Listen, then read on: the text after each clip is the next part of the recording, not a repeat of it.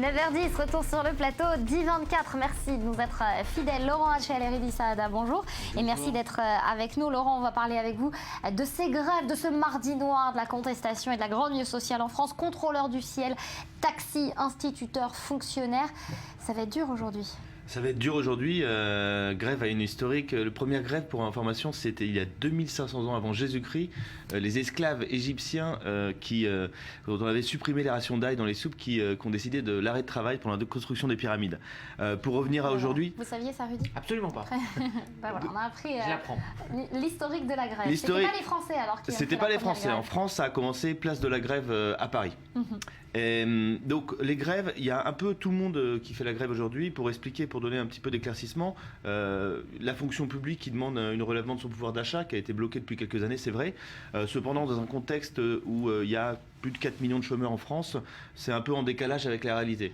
Deuxièmement, il y a toujours ce problème de taxi. Je pense que l'État gère très très mal la transition. Effectivement, Uber, pour information, il y a 60 000 taxis en France et il y a 25 000 chauffeurs VTC, dont tous n'ont pas encore la licence pour conduire. Les chauffeurs de taxi ont payé très cher leur licence, les chauffeurs Uber ne payent pas leur licence. C'est un peu le problème. Il y a une transition à faire parce qu'on n'arrêtera pas l'ubérisation du monde, on n'arrêtera pas Uber. L'État doit gérer la transition. Je comprends les taxis qui sont en colère parce qu'ils ont payé cher leur licence et leur assurance. Cependant, on n'arrêtera pas l'ubérisation du monde. Donc l'État doit faire son travail aussi. Olivier Lernard, notre correspondant à Paris, qui nous informait tout à l'heure que les taxis viennent de Paris, de Provence également, mais il a vu des taxis britanniques, des taxis espagnols également. Ça va chauffer. Donc voilà, ça va chauffer à Paris. En tout cas, pour l'instant, en porte-maillot, ça a l'air d'être particulièrement dense et bloqué. Rudy, on va parler d'une autre info ce matin, l'inquiétante vague de départ chez les dirigeants Twitter. Alors Twitter qui prend l'eau et puis du coup ses capitaines qui quittent le navire. Est-ce qu'on peut parler d'une crise profonde ou est-ce que c'est plutôt un remaniement? Vous parlez de capitaine, eh bien les deux, mon capitaine, parce que le départ de ces 4 dirigeants, eh bien c'est un signe d'une profonde restructuration, mais ce n'est pas vraiment une surprise parce que quand il a été nommé PDG, celui qui avait créé le réseau social en 2008, Jack Dorsey, qui a été renommé PDG il y a 4 mois, eh bien il avait conditionné son arrivée à un profond changement et à d'éventuels départs et un remaniement du conseil d'administration. Alors de quoi parle-t-on? On parle de ces 4 que vous voyez: Alex Rother, vice-président en charge de l'ingénierie, Skip Shipper, directeur des ressources humaines, Kevin Vail, président en charge de produits, et Cady Jacobson-Stanton, vice-présidente en charge des relations avec les médias. Alors donc après ces 4 départs, 2 personnes devraient être nommées, donc on devrait avoir un conseil d'administration resserré. Alors Dorsey voulait annoncer ses départs à ses employés, mais il a été pris de court par le site internet Recode qui a diffusé l'info dimanche. Alors, ils ont été prévenus par Twitter. Par la presse, oui.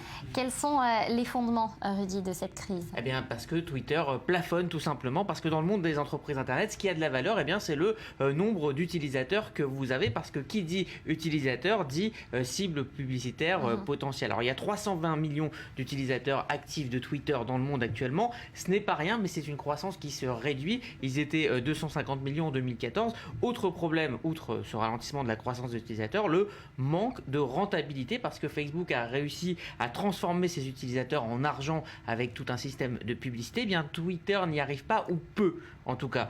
Certes, l'entreprise gagne 570 millions de dollars, mais elle est toujours en perte de plus de 132 millions de dollars. Elle n'arrive donc toujours pas à gagner de l'argent, toujours pas à être rentable. Résultat, les investisseurs croient de moins en moins au projet et ça se ressent dans le prix de l'action. On va le voir, il avait démarré en trombe avec une entrée en bourse extrêmement médiatisée en 2013, 73 $, et puis désormais on est à 17 $. L'action Twitter a perdu 75% de sa valeur et continue de chuter. Donc devant la pression du monde de la finance, Jack Dorsey devait agir. Alors il avait déjà supprimé des emplois, 366 emplois à son arrivée, et là il va devoir révolutionner Twitter. Révolutionner Twitter, eh bien il devrait l'annoncer bientôt, c'est d'enlever cette limite des 140 caractères, ce qui devrait complètement changer le visage du réseau social qu'on connaît bien. Ah oui, ça changerait complètement la face de Twitter, Laurent.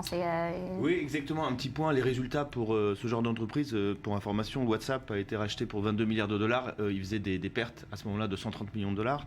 C'est le grand ménage, c'est une stratégie qui a déjà été utilisée. On arrive. Donc et pour autant, on ne peut pas dire que Twitter coule. Twitter va mal, Jacques Dorsey revient, c'est une bonne chose, et sa stratégie de dire bon, on remet tout à plat, et pour ça il est obligé, c'était un peu la condition, comme l'a dit Rudy, de son retour, on est obligé un peu de montrer aux investisseurs qu'on change un peu les choses. Twitter a deux problèmes, enfin le principal problème de Twitter c'est que c'est un peu trop élitiste, donc ils n'arrivent plus à gagner justement plus d'utilisateurs. Et ça déplaît énormément dans le business model Internet plutôt que les résultats. Alors se populariser, c'est peut-être la prochaine étape. Exactement, pour ça, effectivement, ils veulent enlever cette limitation de caractère qui a fait un peu le succès de Twitter aussi. Donc, double tranchant. Exactement. Merci Laurent. Alors on va parler à présent du code du travail. En vraie ligne de mire, le temps de travail. Ceux qui rêvaient d'un coup de barre à gauche ou à l'inverse d'une dérégulation totale en seront pour leurs frais. La réflexion pilotée par Badinter aboutit à une sorte de voie moyenne qui chemine entre deux exigences contradictoires. Protéger les salariés d'un côté, permettre aux entreprises d'affronter la révolution numérique de l'autre. C'est Julia Galancia qui fait le point. C'est le premier acte de la réforme du droit du travail annoncée en 2015 par le gouvernement. Ce lundi, Robert Badinter a remis à Manuel Valls un rapport qui dégage les 61 principes essentiels sur lesquels s'appuiera le nouveau code du travail. Rendre la législation plus lisible et favoriser l'emploi sans toucher aux acquis sociaux comme les 35 heures, c'est l'objectif du futur code du travail.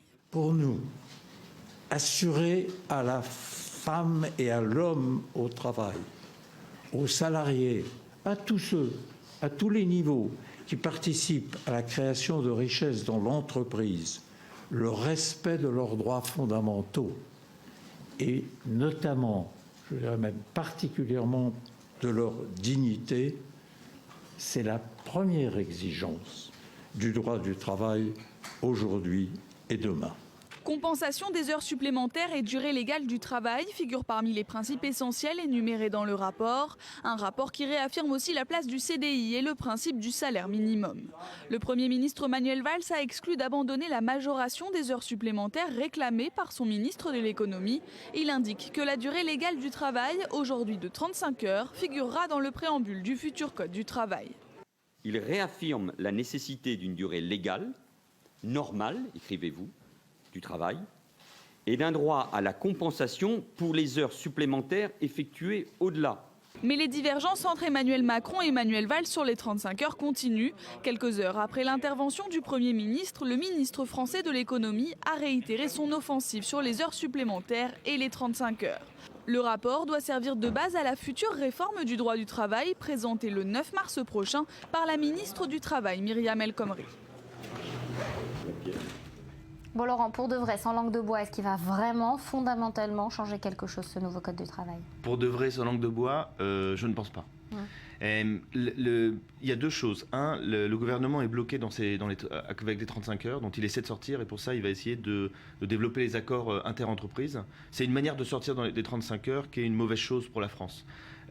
Deuxièmement, l'avenir de la croissance en France et dans le monde, c'est les PME, les petites et moyennes entreprises. Pour cela, il faut simplifier le code du travail. Il faut que les petites entreprises puissent embaucher, mais aussi licencier des gens plus rapidement, plus facilement, pour pouvoir permettre de se développer d'un point de vue économique. Merci beaucoup Laurent pour ces explications. On va tout de suite passer à l'essentiel de l'actualité en Israël et internationale avec ce News in Brief. Attentat d'hier en Israël, une des deux victimes, une jeune femme de 23 ans, vient de décéder suite à ses blessures. Les deux Palestiniens ont été abattus. L'attaque s'est produite dans une épicerie, vous le voyez, de l'implantation de Beth Horon, c'est au nord-ouest de Jérusalem. En France, le Conseil d'État, la plus haute juridiction administrative, se penche sur une demande de la Ligue des droits de l'homme visant à suspendre tout ou partie de l'état d'urgence instauré, vous le savez, après les attentats du 13 novembre et jugeant que son maintien serait une atteinte grave aux libertés. Et François Hollande est l'invité d'honneur de l'Inde. Le pays fait mijoter Hollande pour l'achat des 36 Rafales. Le président de la République a tout fait pour arracher la signature du contrat espéré par Dassault. Un accord politique a été conclu, mais les négociations avec les militaires indiens achoppent toujours sur le prix. On prend la direction de la Syrie. Alep est au centre, vous le savez, des plus violents combats qui opposent les rebelles à l'armée régulière de Bachar el-Assad. La ville martyre a été désertée par la majorité de ses habitants et la fameuse citadelle historique est en partie détruite. Alors comment survivre dans cet enfer pour ceux qui ne pouvaient pas prendre la fuite? Dans la ville, certains ont trouvé une solution. Ils ont ouvert un club de boxe dans une cave. Les enfants peuvent aussi, pendant des heures, y participer et oublier les souffrances de la guerre. Regardez. Une salle de sport à l'ombre de l'effroi. Nous sommes à Alep, deuxième ville de Syrie, située au nord-ouest du pays. Depuis le début de la guerre civile en 2011, la cité antique a vu fuir la grande majorité de sa population prise en otage des bombardements. Mais il reste une poignée de téméraires, des combattants hauts comme 3 pommes qui ont choisi la boxe comme échappatoire.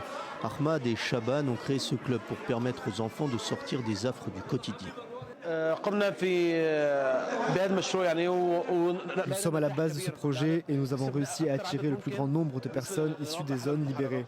Nous avons même organisé un tournoi pour les juniors et les débutants et tout cela a bien fonctionné. Nos champions maintiennent leur niveau et le niveau s'améliore. La boxe sert d'exutoire et peut aussi contribuer à la réalisation des rêves les plus fous. Je voulais participer à ce tournoi. Mon rêve est de devenir champion du monde. J'ai beaucoup apprécié participer à cette compétition.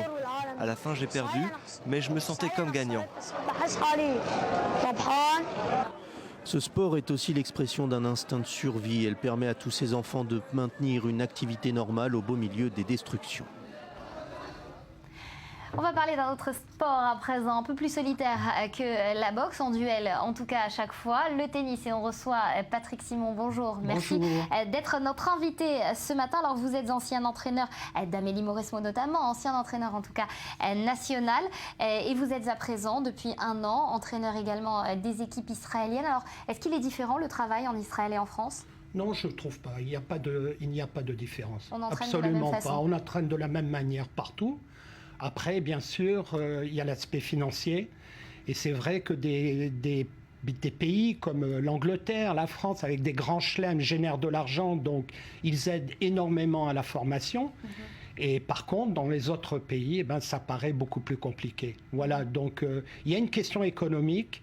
Et c'est vrai que ce n'est pas évident en Israël de former, d'avoir des aides pour voyager. Alors, ou vous êtes très fort, très jeune, et là, les portes s'ouvrent, ou alors c'est un peu plus compliqué, et là, on souffre. Voilà.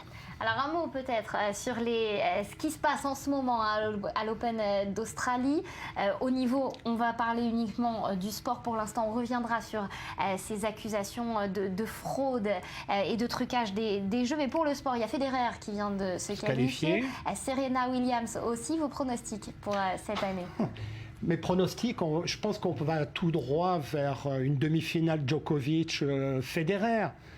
Après, voilà... On va pas être surpris un petit peu parce qu'on revoit souvent Federer, Djokovic, Nadal beaucoup moins, mais on les revoit beaucoup à l'affiche. C'est toujours la même chose. Quand on voit des joueurs qui sortent, on dit ça y est, les tops sont fatigués. Et puis quand on voit les mêmes, on est fatigué de les voir toujours. Donc, mais tout ce qu'on sait, c'est que lorsque les meilleurs se jouent, on assiste à un grand spectacle. Et le niveau de jeu est très élevé, on le voit très bien. Le top 4, top 5, ce sont des joueurs qui ont mis le niveau du tennis à un très haut niveau. Voilà, donc Serena, quand elle est à 200%, à 100%, elle le prend son grand chelem. Mais n'oublions pas qu'elle a perdu sur Roberta Vinci à l'US Open. Donc voilà, on espère d'abord de voir un grand chelem, de voir un grand match. Et voilà, et puis des surprises, de temps en temps, il y en a. Alors justement, est-ce qu'en France, on a un nouvel espoir, une nouvelle surprise dans le tennis féminin aussi? On va parler un peu de cet aspect-là du sport.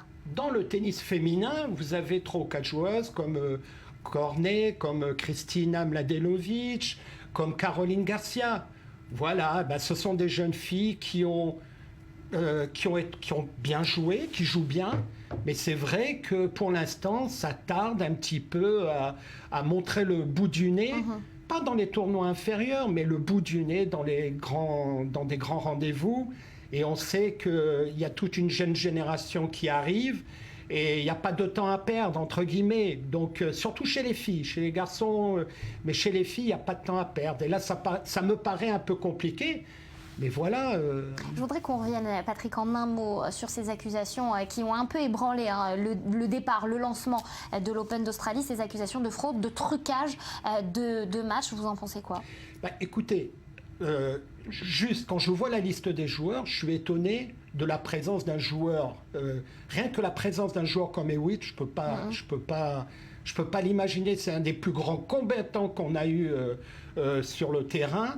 Et on voit je ne le vois pas donner un match. Donc, voilà. Et puis, deuxièmement, il y a l'aspect économique. Effectivement, je vous l'ai dit la dernière fois, on peut retrouver ça, je dis bien, on peut retrouver ça dans les tournois inférieurs avec des joueurs qui se situent autour de la 100e, 200e, 300e. On peut le retrouver parce que voilà. Mais on vous sent sceptique en tout cas de l'amour du sport qui ne veut pas forcément y croire. Le top niveau, je ne veux pas y croire. Merci beaucoup Patrick Simon d'avoir été avec nous ce matin. Restez avec nous parce qu'on parlera dans quelques instants de mentalisme. À tout de suite.